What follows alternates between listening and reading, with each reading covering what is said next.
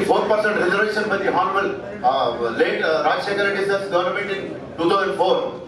But even after availing the facility of 4% reservation, we are not getting the fruits up to the mark.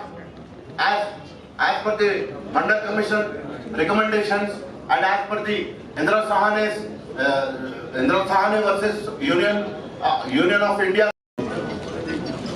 Honorable Chairman, BC Commission, thanks for your kind visit here. On behalf of Jamiat Ulama-e-Hind Nalgonda District, I Mr. K. Mohitullah, keep few points in your consideration. I've already said that the survey is going on, but in that particular minorities, Muslims have been included. So a separate section should be there, a small request. And one more thing, Pathan, Sai, Memons, they are very backward. So please consider that they should be in BCE. So they are very poor. And if you take such a committee, the report has been submitted in the year 2006, but it's very lamenting, very disgusting that till now, hasn't concrete steps been not taken to uplift the minorities? Because audit has been reported that the deplorable situation, the lamenting situation, the suffering situation of all the communities is minorities. So please consider that, sir. Please, whatever they have recommended, because many recommendations have been given, many memorandums have been given, but we humbly request you that take concrete steps so that they can be uplifted and a ray of hope, a light of happiness can be in the lives of the suffering, that is minorities, that is Muslims. And I request political reservation also, educational, employment, as per population. So population is already, you know that how much Muslim population is there. So as per the population, we request that please include for political, educational, employment and all those things. And these are the things which I wanted to keep in front of you. And first, if you want to have this political reservation, if you start from these local bodies, panchayats, municipalities, then after that we can slowly grip on, we can slowly step on for this assembly and parliament. So small humble request that please take it seriously. Please keep a big heart, because we are the sufferers, we are the deprived people. Till now, no has been taken, just promises have been given and recommendations have been taken, memorandums have been given. Please take concrete steps so that we can feel very happy, and I'm very thankful to the Commission and all the dignitaries on the dais for giving an opportunity to keep up my regret situations of the community, Muslims. Thank you so much, sir. BC Commission के chairman गोपी चेट्टी निरंजन साहब और Nalgonda district से ताल्लुक़ रखने वाले जयप्रकाश साहब, तिरुमला गिरी सुरेंद्र साहब, श्रीमती बाला लक्ष्मी साहबा, मैं सबसे पहले आपका खैर मकदम करता हूं कि आपका इंतखाब एक सीनियर चेयरमैन की हैसियत से जो इंतखाब हुआ तेलंगाना गवर्नमेंट ने जो किया और एक तजुर्बेकार चेयरमैन को किया, हम आपका दिली मुबारकबाद देते हुए खैर मकदम करते हैं। बात मुख्तसर सी है कि हमको पॉलिटिकल रिजर्वेशन की ज़रूरत है। इससे पेशतर भी हर जिले में आपको इन्हीं रिजर्वेशंस के बारे में लोगों ने कहा होगा, लेकिन हमारी नुमाइंदगी, अगर हमारा नुमाइंदा चाहे काउंसिलर्स में हो या सरपंच में हो, एमएलए में हो, एमपी में हो, अगर हमारा नुमाइंदा नहीं होता तो हम अपने मसाइल की नुमाइंदगी नहीं कर सकते, और उन ऐवानों में हमारी नुमाइंदगी जब नहीं होगी तो हमारे साथ नाइंसाफी होगी। और आपसे एक और बात है कि हमारा रिप्रेजेंटेशन के माइनॉरिटीज के कई कमीशंस बने, लेकिन एक कमीशन का भी इम्प्लीमेंट नहीं हुआ। सबसे ज्यादा इस वक्त कांग्रेस गवर्नमेंट यहाँ पर है, जबकि हिंदुस्तान में एक कमीशन, सेंसर कमीशन भी कायम हुआ था, उससे पेशतर भी कई कमीशनें कायम हुई, लेकिन कोई इम्प्लीमेंटेशन नहीं हुआ। आज तक मुसलमान माइनॉरिटीज परेशान है। जब कभी भी कमीशन के सामने अपने इस्तीफा पेश करते हैं, लेकिन अमल आवरी नदारुद है, सिफर पर है। तो मैं आप तजुर्बेकार चेयरमैन साहब से मेरी गुजारिश है कि आप हमारी नुमाइंदगी को नोट कीजिए कि हमारी नुमाइंदगी में एक तो पहले पॉलिटिकल रिजर्वेशन की जरूरत है, निचले सतह से लेकर आले सतह तक। दूसरी नुमाइंदगी है 50% से कम रिजर्वेशंस को आगे किया जाए, जिस तरीके से तमिलनाडु में हुआ और दीगर स्टेट्स में हुआ, उसको महदूद ना किया जाए। और भी आगे हो तो हमको 10% रिजर्वेशन की ज़रूरत है, हमको 4% नाकाफ़ी हो रहा है।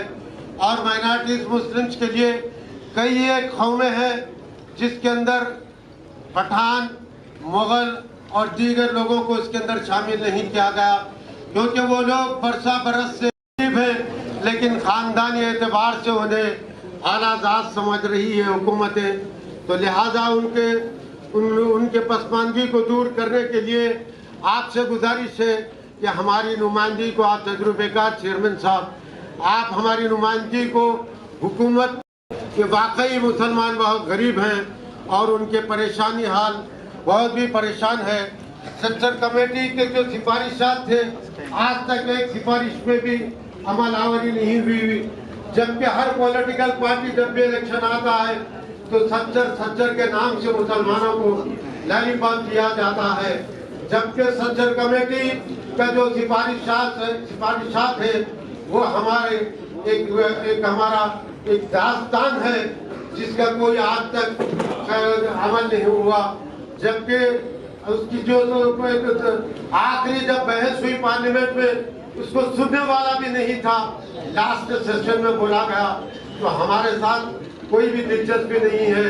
तो हम आपकी जो तवज्जो है, आपको हम मकसूल करवाना चाहते हैं कि इस हुकूमत को आप बताइए, एक तो सबसे पहले पॉलिटिकल रिजर्वेशन की जरूरत है।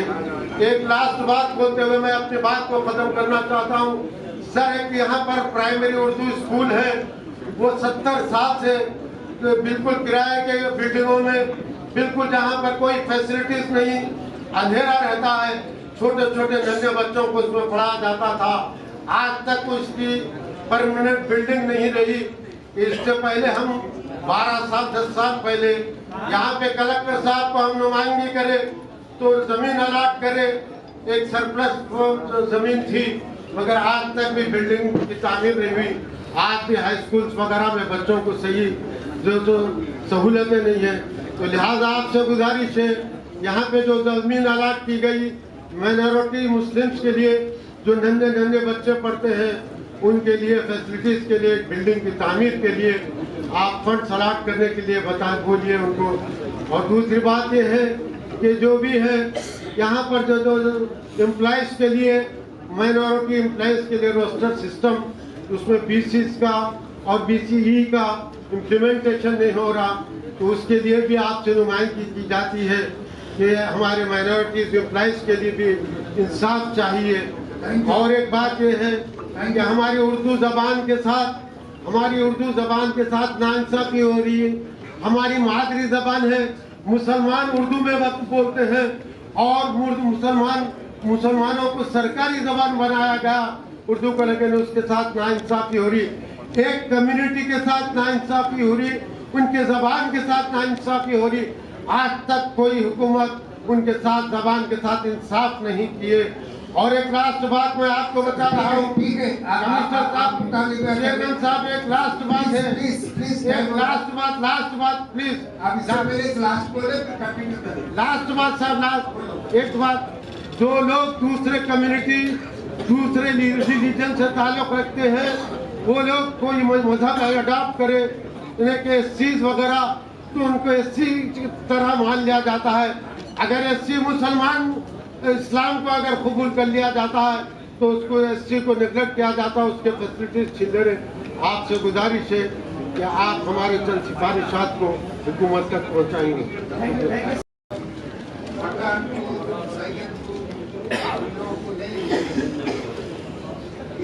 में रखने के बाद दूसरे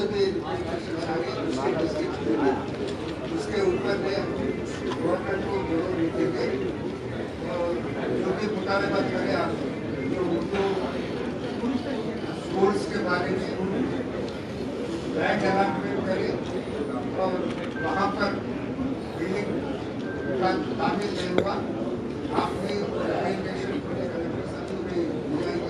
हम भी हमारे जयप्रकाश साहब उसके ऊपर में क्या करना ఈరోజు తెలంగాణ రాష్ట్ర ప్రభుత్వం నియమించిన బీసీ కమిషన్ సభ్యులు మరియు చైర్మన్ గారు నల్గొండకు రావడం జరిగినది. అందులో భాగంగా నల్గొండ పట్టణానికి చెందిన ఇదారే అహ్మద్ ఖానా బహదూర్ ఖాన్ సొసైటీ తరపు నుంచి ఈరోజు రిప్రజెంటేషన్ ఇవ్వడం జరిగినది. మా ముఖ్య డిమాండ్లు ఏంటంటే ఈరోజు ముస్లింలు ఎలక్షన్లో గెలిచే పరిస్థితి లేదు డబ్బులు పెట్టి. కాబట్టి మాకు చట్టసభల్లో ఎంపీ ఎమ్మెల్యే మరియు గ్రామ పంచాయతీ మున్సిపల్లో ఎలక్షన్లో అన్నిట్లో మాకు రిజర్వేషన్ కల్పించాలి. బీసీకి ఎలా కల్పిస్తున్నారు అలాగే బీసీఈలో పఠాన్లు సయ్యదులు ఏదైతే పేదవారు ఉన్నారో వాళ్ళకు కూడా అందులో కల్పించాలి. బ్యాక్లాగ్ పోస్టులు ఏమున్నాయో అది టీచర్ పోస్టులు కానివ్వండి వేరే ఇతర పోస్టులు కానివ్వండి అలాగే పెట్టేస్తున్నారు, అవి కూడా నింపాలి. ముఖ్యంగా మాకు నామినేటెడ్ పదవులు మేము ఈరోజు ఎంతో బాధ కలిగిస్తుంది. ఒక ఎమ్మెల్యే కూడా లేడు, మాకు ఒక మినిస్టర్ లేడు రాష్ట్రంలో. ముఖ్యంగా నామినేటెడ్ పదవులు మాకు భర్తీ చేయాలి, రిజర్వేషన్ శాతాన్ని కూడా పెంచాలి. సచార్ కమిటీ ఏదైతే ముస్లింల స్థితిగతులపై నివేదిక ఇచ్చి కానీ ఇంతవరకు దాన్ని ఇంప్లిమెంట్ చేసేటోళ్ళే లేరు దేశంలో వనరులు ఎన్ని ఉన్నాయి, అందరికీ సమాన హక్కు ఉన్నాయి. కాబట్టి అందరికీ అందులో మాకు కూడా సమాన భాగం ఉంటుంది కాబట్టి వాటా ఉంటుంది కాబట్టి మా హక్కులు మాకు ఇవ్వాలి, రిజర్వేషన్ కల్పించాలి. అలాగే ముస్లిం మైనార్టీ యువకులు ఈరోజు నిరుద్యోగం బాగా పెరిగిపోయింది, వారికి రుణాలు కల్పించాలి, ఎక్కువ శాతం సబ్సిడీతో రుణాలు ఇవ్వాలి, విద్యా ఉద్యోగ పరంగా మమ్మల్ని ఆదుకోవాలని ఈరోజు బీసీ కమిషన్కి ఇవ్వడం జరిగినది. నల్లగొండలో ఒక రిప్రజెంటేషన్ ఇచ్చాము ఇదారా అహ్మద్ ఖానా బహదూర్ ఖాన్ తరఫున. మనం రిప్రజెంటేషన్లో ఒక 5-6 సమస్యలని మనం చెప్పడం జరిగింది. అది కాక ఇంకా 2 సమస్యలు మేము దాంట్లో రాయలేదు కానీ అవి నేను చెప్పదలుచుకున్నాను. అదేంటిదంటే ఇప్పుడు మనకు సర్వీస్ కమిషన్ ద్వారా సెలెక్ట్ అయిన పిల్లలు ఉంటారు కదా క్యాండిడేట్స్, వాళ్ళను బీసీ వాడు నెంబర్ 1 ర్యాంక్ వచ్చింది అనుకోండి, ఆ నెంబర్ 1 ర్యాంకుని తీసుకొచ్చి వాడిని బీసీ రిజర్వేషన్ సీటే ఇస్తారు కానీ నెంబర్ 1 మెరిట్ సీట్ ఇవ్వడం లేదు అని పిల్లలు చాలామంది చెప్తున్నారు. ఆ సిస్టమ్ పోవాలి. మెరిట్లో వచ్చిన వాళ్ళకు రిజర్వేషన్ ఉండదు, వాళ్ళు ఫస్ట్ వాళ్ళకు మెరిట్ ప్రకారంగా ఫిలప్ చేసేసి మిగతా వేకెన్సీస్లో వాళ్ళ రిజర్వేషన్ ప్రకారంగా వాళ్ళని ఫిలప్ చేయాలి. ఇదొక ఐటమ్ ఉంది. ఇంకొక ఐటమ్ ఏంటంటే ఈ మధ్య 2-3 నెలల కింద ఏదైతే టీచర్స్ అపాయింట్మెంట్స్ జరిగినావో దాంట్లో 1200 వేకెన్సీస్ ఉర్దూ మీడియం టీచర్లకు రిజర్వ్ చేయడం జరిగింది. అయితే క్యాండిడేట్ దొరికింది 600. మిగతా 600 ఏమైనాయి అంటే మిగతా 600లో మన బ్రదర్స్ బీసీ తర్వాత ఎస్సీ ఎస్టీ వాళ్ళు ఉర్దూ మీడియం చదివి ఉంటే వాళ్ళకి ఇవ్వాలని ప్రొవిజన్ ఉంది. కానీ అది మన దగ్గర పాసిబిలిటీ అవుతుందా?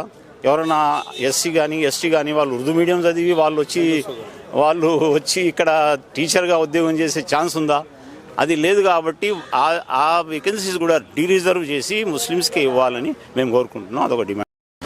आज नलगोंडा मुस्तखर पर बीसी कमीशन की कमेटी की आमद हुई और तमाम तबक़ात से उन्होंने उनके मसाइल की सुनवाई की और मजलिस इत्तेहादुल मुस्लिमीन एक सीनियर लीडर के हैसियत से अहमद कलीम मैंने बीसी कमीशन के सामने मुसलमानों को 4% काफ़ी नहीं है क्योंकि 1947 से लेकर आज तक मुसलमान पसमानदा ही रहे और इस कमीशन से कबल कई एक कमीशन कायम हुए लेकिन आज तक अमलावारी नहीं हुई। और हम यही कहें कि जिस तरीके से तमिलनाडु में 50% से ज़ायद है रिजर्वेशन, यहाँ पर भी रिजर्वेशन की हद को बढ़ा दिया जाए। दूसरी बात यह है कि हमको पॉलिटिकल रिजर्वेशन चाहिए। पॉलिटिकल रिजर्वेशन हो तो हम निचली सतह से लेकर ऊपरी सतह के ऐवानों तक हमारी नुमाइंदगी रह सकती है। हमारे मसाइल की एक्सवी नहीं हुई, हालांकि सच्चर कमेटी सिफारिशात मंजूर हुए पार्लियामेंट में, कोई इसके ऊपर सिवाय मजलिस इत्तेहादुल मुस्लिमीन कर कोई बात नहीं कर सके और उस पर आज भी अमलावारी नहीं हुई। जब कभी भी इलेक्शन आते हैं तो सच्चर कमेटी की सिफारिशात का हर पार्टी का लीडर मुसलमानों को लॉलीपॉप देते हुए ये तयक़ुन देते हैं कि हम सच्चर कमेटी की सिफारिशात को कबूल करेंगे, लेकिन आज तक अमलावरी नहीं हुई।